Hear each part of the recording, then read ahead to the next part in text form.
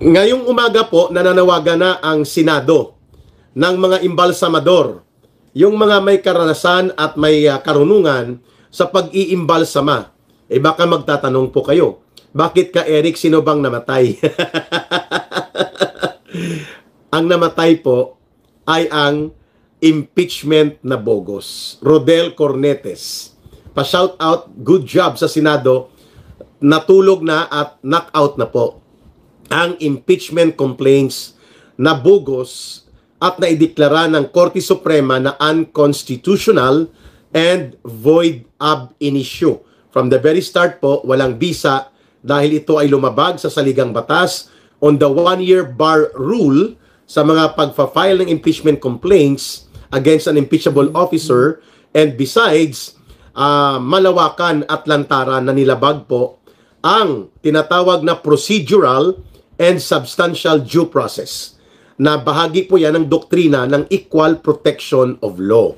So, maliban na ito po ay lumabag sa one-year bar rule, mga kababayan, walang puwang ang mga kaliwa na mamuno sa ating bansa, pati na mga bugok, nakakampi ni ngagba at ngiwi. Wow, ang tapang naman ng mensahe ni mabilis man to na nawawala yung mga messages nyo, mga kababayan. Nabasa ko lang, natawa tuloy si Ka Eric, no? So, bakit po naghahanap ng imbalsamador ang Senado? Sapagkat iba iimbalsa muna. O, sabi ng iba, mahal pa yan Ka Eric, magpa-imbalsa mo pa tayo. I-cremate na lang, sunugin na lang, at ibudbud ang abo ng masamang espiritu ng impeachment articles na niluto sa pamamagitan ng pandaraya at panggugoyo at pamimilit at pang-shortcut at panunuhol na ginawa ng House of Representatives sa pamumuno ni Martin Tambaloslos. No? Mga kababayan, wala na po. Archive na. Yan po ay isa lamang sa pamamaraan na kung hindi man magkaisa ang pinakamaraming senador sa paggamit ng termino na absolute rejection or dismissal, it is good as if nothing will happen pa rin. Archived. Ibig sabihin po, naka-freezer na po. Nailagay na sa freezer at wala na pong pag-asang mabubuhay. Mabubuhay pa ito. Ang impeachment na bogus at mapangwasak na ibinunga ng panunuhol, panggagatong, pang-uupat at mga pandaraya at pang-shortcut, kaya nga naibasura sa desisyon ng kataas-taasang hukuman. So pag sinabi pong archive, it is good as wala na po ito sa kalendaryo. Wala na po ito sa pagiging line-up of business or matters to be undertaken by the Senate. Yan pong ibig sabihin yan.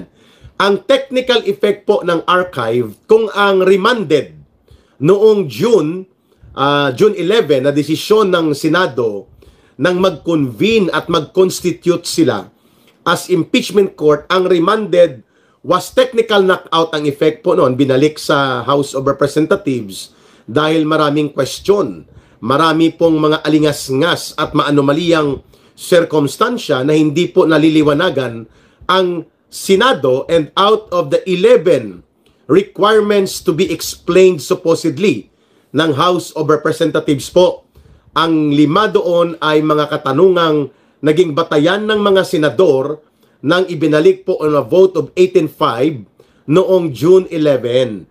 Remanded. Ibig sabihin, sagutin nyo muna kung hindi ba lumabag ang inyong aksyon sa one-year bar rule at iba pang usapin. So out of the 11 questions being supposedly pondered by the Supreme Court, ay mga 5 po doon tinanong din na una na ng Senado when they remanded, pinabalik, no, pinatapon balik sa Kongreso ni Martin Tambaloslos noong June 11. Ang epekto po ng remanded na desisyon with a vote of 18-5 ng mga senador in favor of remanding the questionable impeachment articles ay technical knockout. No? Hindi nakapag-trial eh. Ngayon, nang nagdesisyon ng Korte Suprema with an almost absolute majority. I will use the proverb almost majority, almost absolute unanimous decision. Bakit? Kasi po 13-0 ang naging botohan. Ang isa na hindi nakapag-register ng boto na Supreme Court Justice, si Justice Singh, naka-medical leave, no? Matagal na. So, hindi siya nakapagboto. No vote registered para sa kanya. Ang isa po, na hindi rin nag-enter ng kanyang vote of decision, si Justice Kagiwa. So, ang 13 na nagbotohan, out of the 15 members of the Supreme Court, ay almost unanimous po ang boto. 13-0. Sa 13-0 po na desisyon na almost unanimous, ang naging tugon ng Senado ay i-archived. Una po, ang naging proposal ng resolution and motion ni Senator Marcoleta ay dismissal, no? Dahil nga sinabi ng desisyon ng kataas-tasang hukuman bago pa man ang botohan at showdown kahapon, showdown talaga, yung botohan at showdown kahapon sa Senado na umabot ng mga 7:30 in the evening, ay sinabi na ng Korte Suprema, mga kababayan, that the Senate did not acquire jurisdiction on the articles of impeachment kahit na ito ay ipinaakyat noong February 5 na ipinilit ihabol bago mag-adjourn ang sesyon ng Kongreso sapagkat bogus po ang naturang articles of impeachment sa tatlong batayan. Hindi ito nag-observe ng 1-year bar rule. Kaya po, pang-apat ito doon sa tatlong na unang na-file na complaints na pinilit po na pinatulog nila Martin Tambaluslos sapagkat gusto nilang gamitin ang kanilang minaniobra na ibinunga ng panunuhol at pandaraya na 4th impeachment complaint. Kaya sabi ng Korte Suprema, oops, December 2, December 5, and December 19, mayroong complaints at naglapse ang 10 days na pinatulog, walang aksyon na ginawa ang ang House Secretary General. At alam natin na hindi naman po gagalaw talaga si Secretary General ng House of Representatives, Reginald Velasco, kung hindi po yan ipag-uutos ni Martin Tambaluslos na siya namang naghahari-harian bilang Speaker of the House, no? So natulog ng mahigit 10 araw ang December 2 na complaints ng mga hilaw na komunistang grupong Akbayan. Natulog din po, naglapse ang 10 araw sa complaints ng Kamatayan Party List Group ng CPP, NPA, NDF.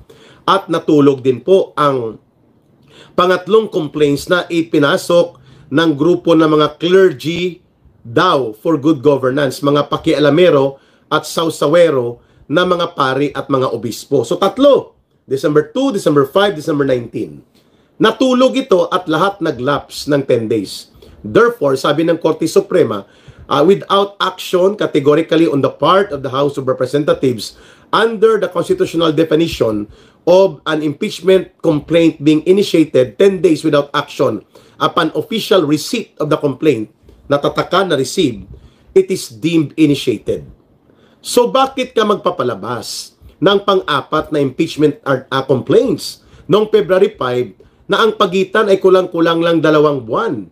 Hindi umabot ng 1 taon.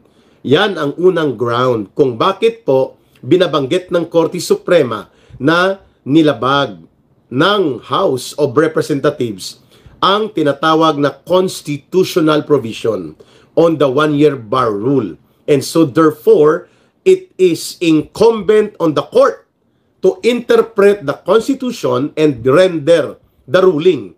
And the ruling says that the articles of impeachment were unconstitutional. That's number 1 ground. Yung 1-year bar rule na nilabag, inikutan at nilusutan at ipinilit nila Martin Tambaluslos at ng mga tauhan nila, ng mga swapang at buaya na mga kongresista. Ang pangalawang ground ay nilabag din po nila ang tinatawag na procedural and tinatawag na substantial due process. Ang mga ito po ay doktrina sa pagpapatupad ng batas, including po ang mga karapatan ng mga inaakusa na sila ay dapat dumaan sa mga summon, subpoena, at iba pang mga preliminary investigation level. Yan po ay procedural and substantial due process. Hindi po yan ginawa nila Martin Romualdez. Magkaiba po yung mga sinasabi ni Princess Abante na hindi naman mukhang prinsesa, no? Pangalan niya lang ang prinsesa, pero hindi naman siya talaga mukhang prinsesa. Itong anak ni Boy Banal na aso, Santong Kabayo Benny Abante, na kumelected. Hindi nanalo sa eleksyon pero naging kumelected, no? Dahil sa pamimilit ng COMELEC na sindikato na paupuin siya na kongresista sa ika-6 na distrito ng lungsod ng Maynila. Ang kanyang anak na si Princess, hindi naman mukhang prinsesa, pangalan lang ang prinsesa, ay sinasabi niya na nagkaroon naman daw ng mga committee hearing patungkol sa accountability ni Vice President Sara Duterte. Hello? Magkaiba po ang committee hearing doon sa related to initiated impeachment complaints na pagsasagawa ng Committee on Justice na dapat nagpatawag ng mga summon or subpoena upang magkaroon po ng preliminary processing sa impeachment complaints na ihahabla laban kay Vice President Sara Duterte.